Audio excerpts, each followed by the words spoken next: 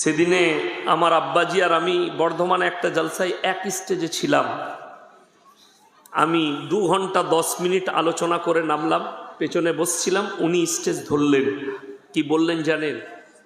যে আমি যখন ইয়াসিনের বয়সে ছিলাম মুর্শিদাবাদে, ওটা রেজিনগর থেকে ঢুকে বালি শ্যামনগর, আমি আর মরহুম গোলাম আহমদ মর্তজা সাহেব দুজন মিলে 5 ঘন্টা করে 10 ঘন্টা জলসা করে সারা রাত পার করিয়ে দিয়েছি। 10 ঘন্টা। কিন্তু এখন আমাকে ধরে তুলতে হচ্ছে, আমার 80 বৎসর বয়স, আমাকে ধরে তুলতে হচ্ছে। আমি আধ ঘন্টা 40 মিনিট 1 ঘন্টা কথা বলছি, মানুষ ছাড়ছে না, যাচ্ছি, দূরে যেতে পাচ্ছি না, ধরে ধরে নিয়ে এসে স্টেজে বস করাতে হচ্ছে, ধরে গাড়িতে চাপাতে হচ্ছে। তাহলে সব নয়। এখন ইয়াসিন আমি 39 বছর বয়সে পা দিয়েছি, আমার শক্তি আছে, আমার বল আছে। কালকে যখন আমার বয়সটা আমার আব্বাজির বয়সে যাবে, ইয়াসিনকেও ধরে স্টেজে চাপাতে হবে, ঠিক কি না? ওই জায়গায় আমিও পৌঁছাবো। আমি সেদিনে বসে বসে পেছনে আমার আব্বাজির চেহারা দেখলাম, কথা দেখলাম, আমার ভেতরটা খুব কাঁদলো আব্বাজির জন্যে। যে আমি কি দেখেছি আমার আব্বাজিকে, চকচকে কালো দাড়ি এবং সেই বয়ান, আগুন ছুটানো বক্তব্য। আজকে আমি সেই আলোচনা করছি, কালকে এই জায়গাটা আমারও আসবে, এই পজিশন আমারও আসবে। ফেরাউনের মতো শক্তিশালী নেমক হারাম বলেছিল আনা রাব্বুকুমুল আলা, আমি হচ্ছি সর্বশ্রেষ্ঠ, আমি সব। ওই জন্যে গত বৎসর আপনারা মোবাইলে দেখেছিলেন আমার সঙ্গে একটা বেরেলভি ভাইদের ঝামেলা হয়েছিল আলা শব্দ নিয়ে। তারা বলে, তাদের একটা বড় মৌলবীর নাম হচ্ছে আহমদ রাজা বেরেলভি, তাকে বলে মসলকে আলা হজরত। আমি বলেছি আলা হজরত বলনা হারাম হ্যায়, আলা হজরত বলা চলবে না।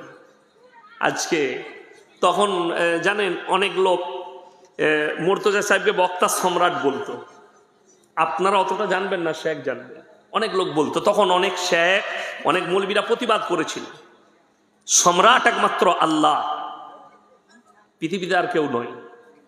পুস্তক সম্রাট একমাত্র কোরআন, বাকি আর কোনো কিতাব সম্রাট হতে পারবে না, কোরআনের ওপরে কেউ নাই, কোরআন হচ্ছে শ্রেষ্ঠ কিতাব। তো আলা পৃথিবীতে কেউ নাই, একমাত্র আল্লাহ ছাড়া, আল্লাহ সর্বশ্রেষ্ঠ। ফিরাউনও তো এই দাবি করেছিল যে আমার মতো কেউ নেই, আমি সব থেকে উঁচু। তারপরও ফিরাউন এখন আছে না শেষ?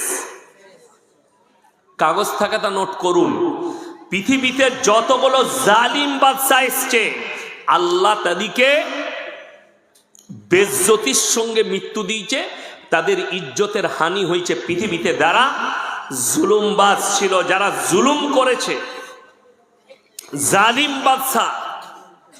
অনেক দূরে নিয়ে যাব না, 2023 থেকে 25, 23, 24, 25 ক বছর হলো? 3 বছর। এই 3 বছরের ভেতরে আমাদের জেনারেশন, এই 3টে বছরের ভেতরে পৃথিবীর 4টা জালিম বাদশার পতন দেখে নিল মোবাইলের মাধ্যম দিয়ে, সোশ্যাল মিডিয়ায়। 4টা জালিম বাদশা, তার মধ্যে একটা শ্রীলঙ্কার রাজা। সেখানকার যারা মন্ত্রীরা ছিল আন্ডার প্যান্ট খুলে ছুটছিল, পাছাই লোকে বাড়ি মেরেছে, দেখেছেন না? দেখেননি?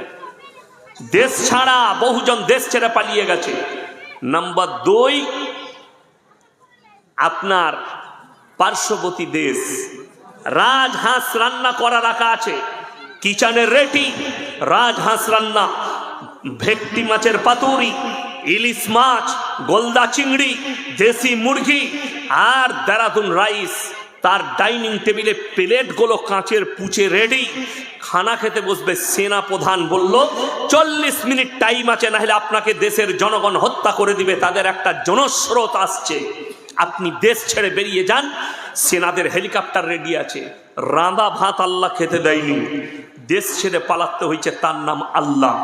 নাম্বার 3, বাশার আল আসাদ, সিরিয়ার বাদশা, তার গোডাউনে 4,500 কোটি টাকার খালি 4 হুইলার রাখা আছে। অনেক যারা 4 চাকা গাড়ি চাপেন বড় লোক তারা জানে, রলস রয় বলে একটা কোম্পানি আছে, সেই কোম্পানির পৃথিবীতে কোনো দেশে কোনো শোরুম নাই। রলস রয় কোম্পানির শোরুম নাই। মহিন্দ্রার আছে, আপনার মারুতির আছে, আপনার যে কোনো কোম্পানির আছে, কিন্তু রলস রয় কোম্পানির নেই। বিএমডাব্লিউর আছে, মার্সিডিজের আছে, ওডির আছে, ফারারির আছে, কিন্তু রলস রয়ের নেই। যে ব্যক্তি অর্ডার করে ধনকুপ, তার মতন করে গাড়ি তৈরি করা হয়। সে যদি বলে সোনার পাত দিয়ে করো, সে যদি বলে রূপোর পাত দিয়ে করো, সেইভাবেই তারা তৈরি করে। সে একটা গাড়ি তৈরি করেছে 800 কোটি টাকা দাম, রলস রয় গাড়ি। বাশার আল আসাদের গোডাউনে ভরা আছে। সব সম্পত্তি ফেলি দিয়ে দেশ ছেড়ে পালিয়েছে। এখনো পৃথিবীর কেউ জানে না, আল্লাহ জানেন সে কোথায় লুকিয়ে আছে, তার পরিবার কোথায় লুকিয়ে আছে। নাম্বার 3। নাম্বার 4, কিছুদিন আগেই দেখলেন নেপালের কথা। নেপালের অবস্থা দেখেননি? জালিম বাদশা সব, একজন তো পানিতে উল্টে পড়ে যাচ্ছে, তারপরও তার পাছায় বাড়ি মারছে। দেখেননি মোবাইলে? সে মাপ চাইছে, ছেড়ে দাও, কিন্তু রেডি, মার বাড়ি চলছে। এর নাম আল্লাহ। ওই জন্য কেউ জুলুম করবেন না, মজলুমের ওপরে কেউ জুলুম করবেন না, রাজত্বে পেলে কেউ জুলুম করবেন না। আল্লাহ জালিম দিকে ধ্বংস করেছেন, বেইজ্জতি করেছেন পৃথিবীতে। ফিরাউনের মতো জালিম আমরা ইতিহাসের পাতায় পড়েছি। হিটলার 60 লাখ ইহুদিকে চেম্বারে ভরে হত্যা করেছিল, গ্যাস চেম্বারে ভরে বাষ্ট করে দিয়ে হত্যা করে দিয়েছিল। তার থেকেও বড় জালিম ফিরাউন কয়েক লক্ষ শিশু বাচ্চাকে হত্যা করিয়েছে। মার্ডার করে দাও, হত্যা করে দাও, এগুলো আমার দুশ্মন হতে পারে। আল্লাহ দুশ্মন পাঠাবে, নবী পাঠাবে, আমি তাকে বাঁচতেই দেবো না। কিন্তু আল্লাহর কসম, আল্লাহ কত বড় শক্তিশালী, যে ফিরাউন বলল যে আল্লাহ যদি পাঠায় আমি তাকে বাঁচতেই দেবো না। আল্লাহর কসম, আল্লাহ নিজের নবী মুসাকে ফিরাউনের ঘরে লালিত পালিত করেছেন। জোরে বলুন সুবহানাল্লাহ। কার ঘরে? ফিরাউনের ঘরে বড় হয়েছেন, মানুষ হয়েছে ফিরাউনের কোলে, গণকাত্তের কোলে, তার বিবির কোলে, আসিয়ার কোলে, রাজ দরবারে মানুষ হয়েছে। তারপরও চিনতে পারেনি এইটাই আমার দুশ্মন, তার নাম আল্লাহ। এরপরে কে নিজেকে শক্তিশালী বলছেন, ওটা ছেড়ে দেন। পৃথিবীতে একটাও লোক, আজকে কাকে দেখছেন? আমাদের মতো মরদকে। আপনার এই ধুলিয়ান এলাকায় সব থেকে বড় বড় মরদগুলোকে নিয়ে চলুন। 4টা মরদ লাগবে নবাব সিরাজউদ্দৌলা তলোয়ারটা তোলার জন্য। 55 থেকে 60-65 কিলো ওজন। টিপু সুলতানের তলোয়ার 75 থেকে 80 কিলো ওজন। এখনকার 5টা মরদ লাগবে তুলতে। তারা তো এই তলোয়ারে লড়াই করেছে, আজকে তাদের অস্তিত্ব মিটে গেছে। আর তুমি কি করে ভাবলে যে তুমি শক্তিশালী, তুমি একটা গদি পেয়েছো, তুমি একটা জায়গা পেয়েছো, স্থান পেয়েছো, আর তুমি জুলুম করবে আর তোমার শক্তিশালী চিরকাল থাকবে? ভুল। একটা মুমিন ব্যক্তি, মুসলমান, তার ভাবা উচিত আল্লাহ যদি আমাকে রাজত্ব দেয়, আল্লাহ যদি আমাকে বিচারক করে, আল্লাহ আমাকে যদি সম্মান দেয়, তার অপব্যবহার করা যাবে না। তাতে মসজিদের সেক্রেটারি হোক, মাদ্রাসার সেক্রেটারি হোক, তাতে গ্রামের সেক্রেটারি হোক, অঞ্চলের সভাপতি হোক, অঞ্চলের নেতা হোক, জেলার নেতা হোক, দেশের নেতা হোক, যদি অপব্যবহার করে আর জুলুম করে, আল্লাহ তাদের বিনাশ রেখে দিয়েছে। ইতিহাস খুলে দেখে লাও। যে কোনো দিন ইয়াসিনের কলার ধরে মারবে, মারো, আল্লাহর কসম আমার আল্লাহ তোমাকে ছাড়বে না। তুমি গরিবের উপরে জুলুম করছো, করো, কত করবে করে নাও। আজকে দুঃখের বিষয় একটাই, আমাদের দেশে মুসলমানের অভাব নাই, মমিনের অভাব। কিসের অভাব বললাম? মমিনের। নাম আব্দুর রহমান, আব্দুল জব্বার, আব্দুল সত্তার, রহিম, বহুত ভালো ভালো নাম, আব্দুল্লাহ, উমর, আকবর, গাদা নাম, কিন্তু কাম একটাও নাই। কাম আছে? নাই। আপনাকে দেখি দেবো, কাম কারোর মধ্যে নেই, নাম আছে। কে বলল আপনাকে আব্দুর রহমান নাম রাখলে সে মুসলমান হয়ে যায়? কে বলল আপনাকে গরুর মাংস খেলে মুসলমান হওয়া যায়? না। গরুর মাংসটা মুসলমানের জন্য শর্ত নয়, মুসলমান হওয়ার জন্য শর্ত নয়। উত্তরপ্রদেশে গরু চলে না, সেখানকার মানুষ মোষ খায়, মোষের মাংস খায়, খায় না খায় না, মোষের গোস্ত, বাকরির গোস্ত খায়, তারা মুসলমান নয়? মুসলমান। আপনার রাজ্যে গরু চলে, গরু খান। আমি সেই দিনে গিয়েছিলাম ত্রিপুরা, তো এয়ারপোর্টে নেমে আমাকে ভোগ লেগেছে, ফ্লাইট অনেক লেট। আমি তাকে বললাম, ভাই একটা হোটেলে ঢোকান। খুব বড় লোকের ছেলে নিতে এসেছিল আমাকে, থার রক্স গাড়ি নিয়ে। তো আমি বললাম একটা হোটেলে ঢোকান। সে বললে, আমাকে একটা বোর্ড দেখালে, হুজুর তাকিয়ে দেখুন, বোর্ডে কি লেখা আছে জানেন? গরুর মাংস পাওয়া যায় খুব ভালো, শুয়োরের মাংসও পাওয়া যায় একই হোটেলে। তাহলে আর খাওয়া যাবে? আমি বললাম, ভাই ডাবের পানি খাওয়াও আর একটা বিস্কুটের প্যাকেট নাও, বাড়িতে গিয়ে খাবো। 50-60 কিলোমিটার নিয়ে গেল। বাড়িতে গিয়ে গোসল করে আসরের নামাজ পড়ে খানা খেলাম, কিন্তু খানা আর খাইনি। কেন? মুসলমানের জন্য শর্ত হচ্ছে হালাল খাবার, হারাম নয়। গরুর মাংসটা মেটার নয়, মেটার হচ্ছে একটা মুমিন ব্যক্তি, সে যখন খানা খাবে হালাল খাবার খাবে। হারাম খেলে দোয়া কবুল, কথা বলেন, দোয়া কবুল হবে না, বড় কষ্ট লাগে। তাহলে বিড়িখোররা কি খায়? আমি বললি খারাপ মৌলবি, মৌলবিরা বললি, ইমামরা বললি দোষ। বিড়িটা কি, কথা বলেন না?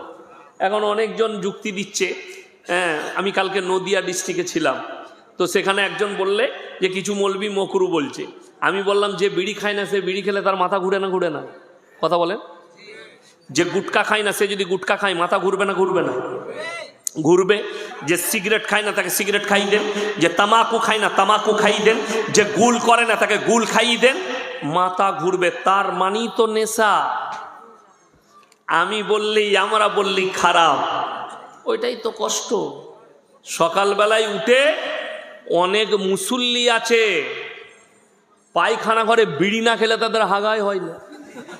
ঠিক বললাম না ভুল বললাম? অভ্যাস। মসজিদের পায়খানা ঘরে বিড়ি টানছে, কি বললেন? সে বেরিয়েছে আর ইমাম সাহেব ভাই ঢুকবে, ঢুকে